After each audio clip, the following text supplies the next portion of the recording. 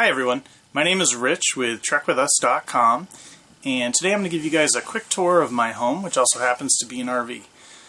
My wife and I got on the road about 3 years ago. It was back in 2010, and kind of had it with, living in a house or an apartment or anything else. I wanted to get on the road, get out and see the world, so we did, but at the time we didn't do it in an RV. We just had a car, and we traveled around. We camped some, we rented places, month to month. Spent about 4 months in Mexico.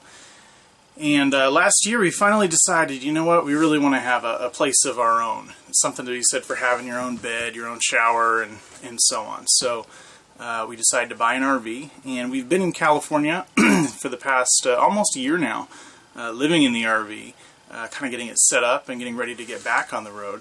So I'll give you guys a quick tour, and if you want to read more about us, you can. It's just go to TrekWithUs.com. Our RV is a 2012 Winnebago Aspect 30C. It's actually just under 32 feet long and powered by a Ford 6.8 liter V10 gas engine. Unfortunately, it's not a diesel. Most of the diesels are significantly more expensive, or they're significantly smaller RVs. So you can see Kathy's Western Trails art flag. My wife is an artist. And it's our little patio area underneath our awning we have set up here. And all this stuff does collapse pretty small and fit in the RV. At least we hope it does. Got a TV outside here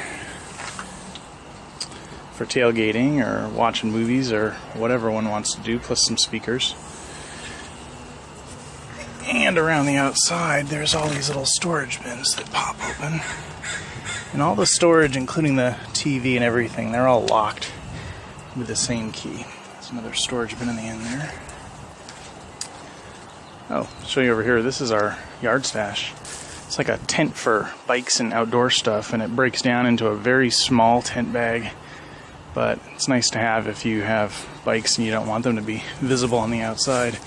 And yeah, I realize my bikes are right over there right now, but I only just got this thing in, so still working on it. It's the tow hitch for the car. We've got a garage in this RV. It's pretty handy. All the same kind of stuff you have in your garage, only smaller. It's a ladder. And then this is something I added. It's a water filter system. You can see this is a clean, brand new filter. This is a particle filter, same exact as this one, but it's been in there for about 3 months. And this is city water, so you can see just how much stuff there is in your water you're drinking every day. You can add these to your home too, so I recommend. Not a bad idea. And that's a pressure regulator, which is important because you don't want full pressure going into your RV and spring a leak, and that's not a good thing. Here's the slides on the outside. You can see this is the window that's right behind my bed, but you can't see through because I've got it fully covered. And all of our hookups are out here. Sewer, water. Generators behind this panel, 4,000 watt. And then down there's the propane tank. It's got an 18-gallon propane tank. And here's the living slides. Show you from the front. You can see. So this is the slide that has the sofa, and that's the slide that has the dinette.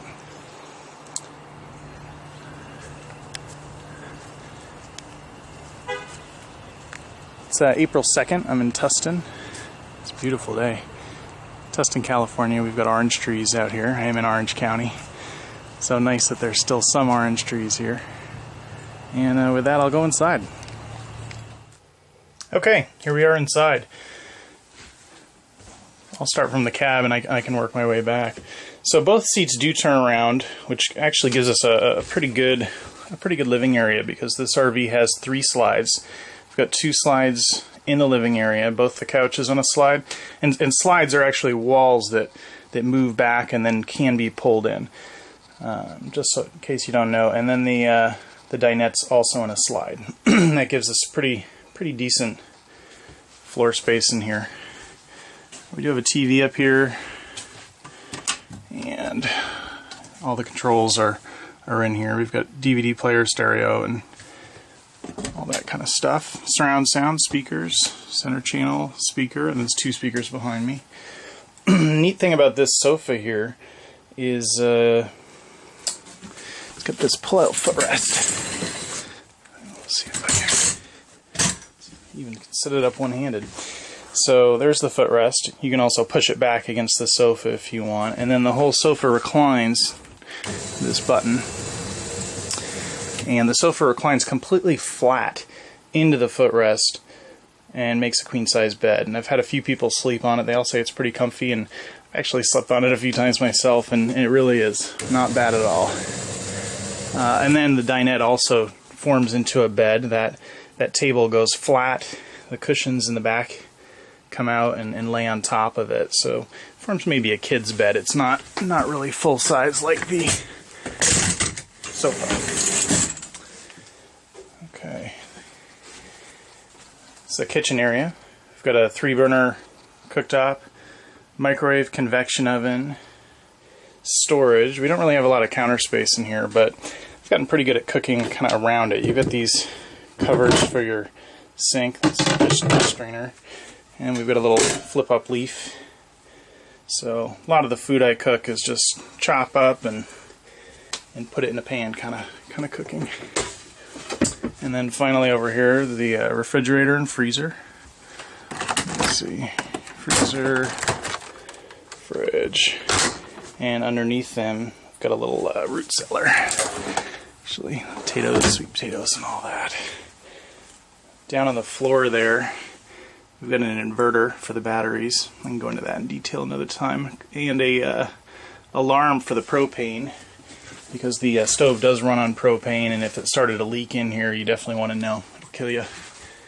And then counters, rather storage. These are all storage also. So that's kind of the front area. We've got storage over the dinette also. The one thing I'll point out in here is we have these Valances. Those are the factory Valances, and I'm in the process of replacing them. And I'll tell you, pretty much all RVs come with these really kind of unattractive geometric Valances. It's just an RV manufacturer thing, like they're stuck 10 years in the past. Alright, so here's the bedroom. This is where the 3rd slide is, and the whole bed is actually on a slide. Okay, queen-size bed. And the headboard that you see there, I actually made that. There was a window that went behind the bed and kind of had the same setup with the valance and the side valances and the blinds, which isn't real fun when it's banging your head. So I put up a headboard and I hung it over the window. It's an emergency window, so you can actually push the window out to get out in the event of a fire. But I made the headboard so it'll just pop right off and you can still access that. And it's a fantastic vent fan in the bedroom area that kind of pulls air through the RV. It's pretty important when it's warm, although we do have air conditioning, of course. And then you see the Valances in here.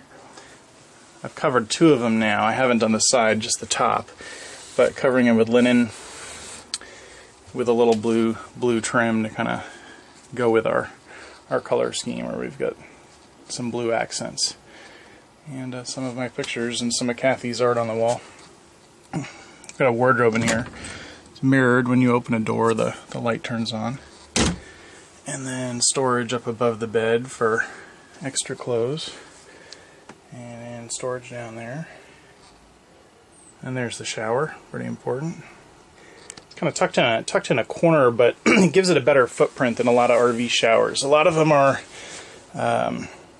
they're rectangular, and if you're my size, it's really hard to get in and move around. So this being kind of quarter pie shaped, if you will, gives me a lot more space. And last but not least, you get the bathroom. Vent, toilet, sink, and all our stuff. What's nice about this bathroom area, even though it's in the middle of the RV like that, is first the door is hinged, so it automatically will stay closed that way if you pull it open. And then we have this screen you can pull. It's on a track, and it snaps into the wall right there. So when you have the door closed and the screen pulled, it's kind of like you've got an extended bathroom, a place to get ready in the morning without bugging anybody, which is handy.